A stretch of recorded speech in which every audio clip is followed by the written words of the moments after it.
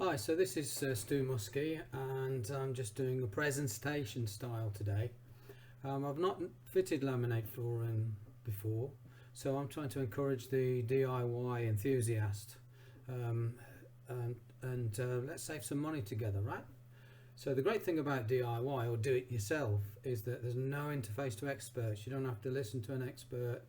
You get to choose everything yourself. You get to do it yourself in your own time.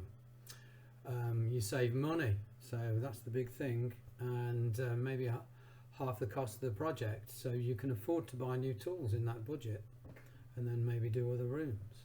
You can stay, so during this we're in lockdown, you know what that's all about, maybe, so have something to do. So it's good to have a little project, learn new skills, impress your family and friends. Well, who cares, but if that's your bag, then fine.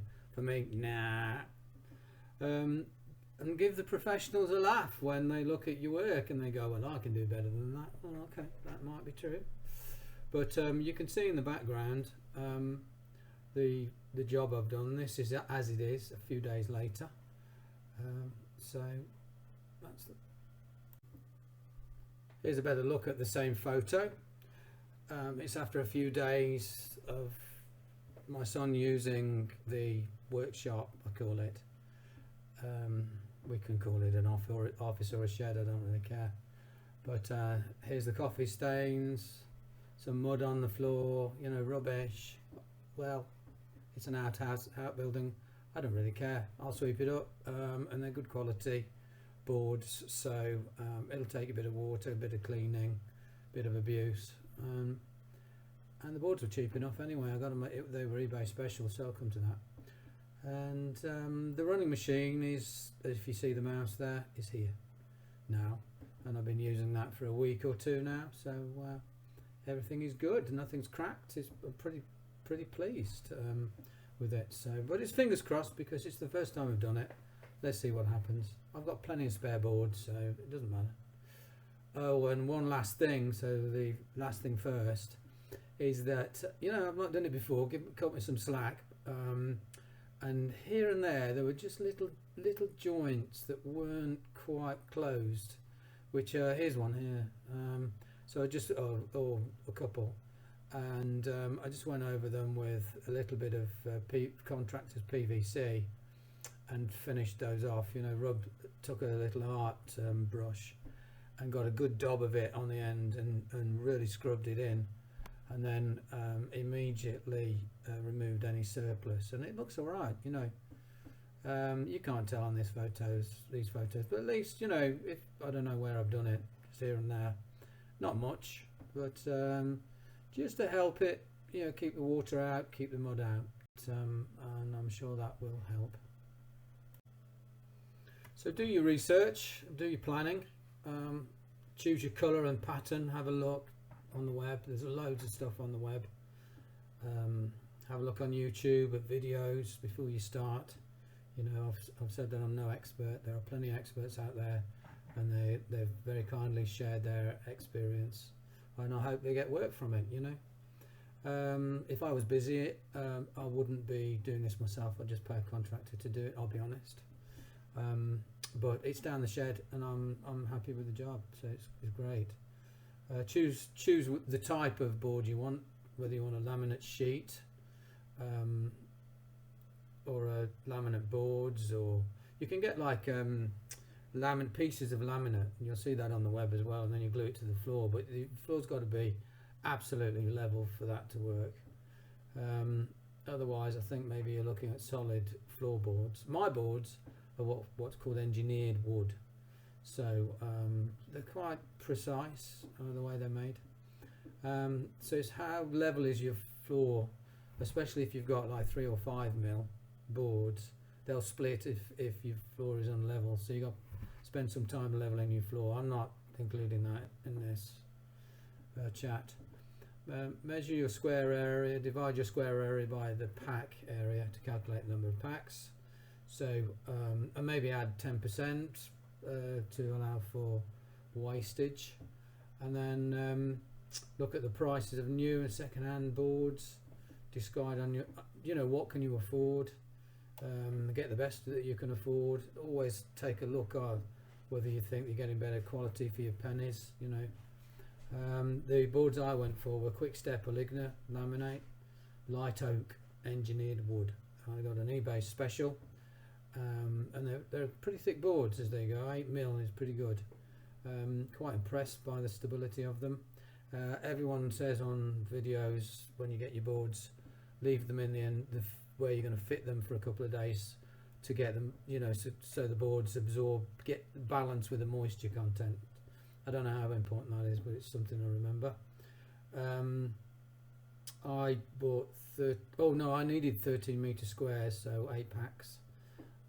I needed to complete this this floor. I was a complete novice at laying, so then you go out and you buy and deliver, but and then watch lots and lots of videos. This image, you know, the cartoon image here is of the boss. She might want to have a word at the early stage to make sure it looks right. This will save you getting the boards up if it doesn't look right later. So good luck with that. In the UK we have a company called Tool Station, and they sell a roughneck heavy duty flooring pull bar, and it's worth every penny buying this. You put this edge here on the edge of your board, and then you tap on here with the hammer. Measure the width and the height of your boards. Buy that tool, no question. Decide which way the boards will be fitted. So take your time doing this. So mine came out to 3.4 wide and 16.2 rows. So obviously they don't come as 3.4, so that's 3 boards, and then deciding where the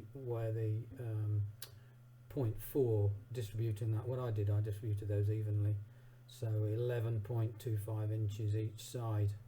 So I like that. You know, you'll see other more complex interlaying. Well, I actually don't like that look. I prefer and it may be stronger to do that type of bonding. Talk to an expert or get an expert to fit it, but I personally like these lengths of boards. The more whole boards I can get, the better. That's what I like. That's the look I like. And then take your time understanding, you know, where your boards are going to fit. Some people you'll see of videos will actually put the floor as a graphic and then an overlay of the boards on top, and then fiddle with that. I just did it by measurements and with a bit of paper, and you know, you can fit quite an area. It'll glide on the underlay, so it's not heavy. You know, when you've laid a few boards, you can still move them around. It's not the end of the day if you get it wrong, you know. So you can, if you're halfway through and you go, oh, you know, I didn't get that right, well, put it back and fit it right, and then carry on. Be patient. Take your time.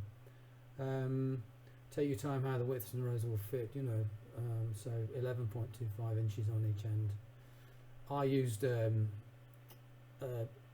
so I had my workmate bench and my boards outside, actually in my shed, another shed, and set that up, and I chose to cut with my boards with my favourite handsaw, but for detailed work I used one of these jigsaws. But remember to buy some spacers. So here's a spacer here, look, and fit the spacers. I think I've got a little arrow in a minute. Oh, maybe not. No, I've just looked at the next slide. So I'm not including the underlay and how to lay the underlay. It's pretty simple. It's very fiddly. You buy enough of the underlay. I went for an underlay with a bit of sound and heat insulation. I don't know the difference between the gold and the silver colours. You know, choose your underlay. I did a bit of research, just the same. And for where there was an external door, I put a damp-proof course under the underlay, just to protect the underlay.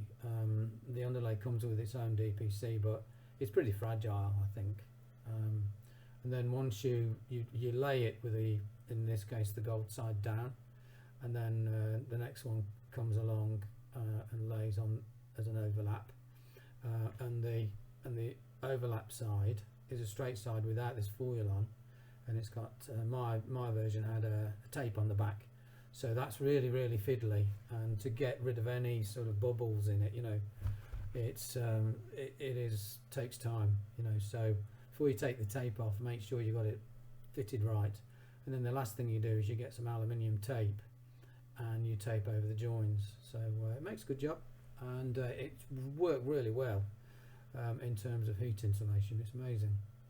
And then the manufacturer says fit the first 2 rows, 1, 2, 3, go back 4, 5, then go back 6, 7, and then 8. So in my case, then so what I did that, fitted those with the spaces, blah blah, you know, left to right as they wanted to, and then I pulled this away from the wall, marked where these 3, so I've got pillars in my workshop holding up the roof. So I built the workshop myself, you probably tell by the brickwork, but and put these warm boards on the back because it's a very cold wall, and that helps as well with the heat retention.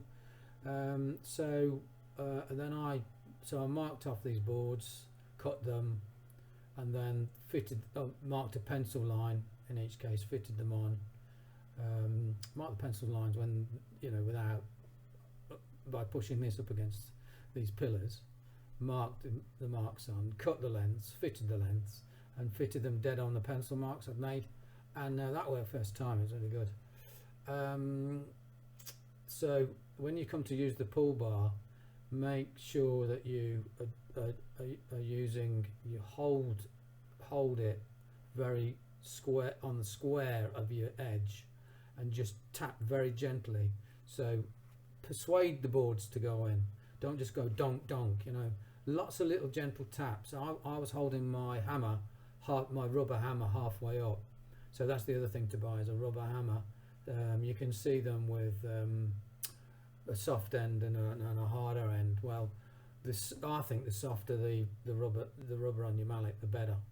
So no hard hitting, you know, be gentle, persuade it in, no brute force. Once the length, so I'll click the length in. So I found that on these boards, once the length had been clicked in, then properly, there's no way back, it's not moving along. So I positioned a lengthways, roughly, so within about a millimetre, or a 1/16 of an inch if that's you prefer, and then clicked in this edge, and then tapped in any which way I could, to be fair, and that's what I found to be the best way. When you come, there's a choice, which you're probably best off checking with the manufacturing instructions as to which way round along the lengths, and you'll see when you buy your boards, ask the people that you're buying it from, you know, the boards from, which way round crossways does it go. There's like a longer edge and a smaller edge. I made my choice and I went with my choice. I couldn't find any instructions, so, and I just wanted to get on, so I just kept on going with that. Some of the corners were high, so I nicked out a little bit of the engineering where it seemed obvious. I'm not including pictures for that. You kind of work it out yourself, but make sure you get the boards as flat as you can. I got rid of most of the height. I was quite pleased with that, but there was like a little bit that was an overlap of an overlap that needed to be nicked away. I think the manufacturer should nick that away anyway. The way I moved, you know, so on some of the videos you go and get your partner to come down and stand on the boards. Well, he or she isn't going to be very happy with that one way or another. They've got better things to do, right? So what I did, I got a bag of 25 kilograms of, say, cement. I didn't use cement, it was plaster, stuck that in a rubber bag so the powder, any loose powder, couldn't go anywhere, and then put that into a bag with handles, and that worked really well. So the bag with handles is important because if you're moving this around just in the rubber bag, you'll split it, it'll catch. But this approach slides about. It really worked well. So when you first fit the first few boards, it comes in handy. So yeah. So carry on. After the first few rows, you start to get the hang of it. So carry on and take your time. Keep going. Make sure that you're happy with the result. It's never too late. You can always unclick them and put them back. So don't worry. I think the problems you'll face is if the boards don't meet the requirements for your floor surface. That's where I think you're going to come unstuck the most. So you know, price it up, make sure you've got the right boards, and that you're happy that you've bought enough quality. The last few rows particularly might be fiddly, particularly if you've made a bit of a mistake with the calculations of the width. Mine were okay. I did make a bit of a mistake, but I overcame that. The mistake was I hadn't allowed for a small cutout on the opposite side of the wall. So I took a chance, cut out with jigsaw a bit of board, but with a 20mm piece stretching along, and that clicked into place, and that's got the treadmill on it, and that's been 2 or 3 weeks now, and I've been on the treadmill and it's not moved. So it says in the instructions at least 40mm. Well, it clicks in and holds with 20mm, so that's I'm really pleased with that. I'd want to know if I was going to fit a Ligner and buy top price for them.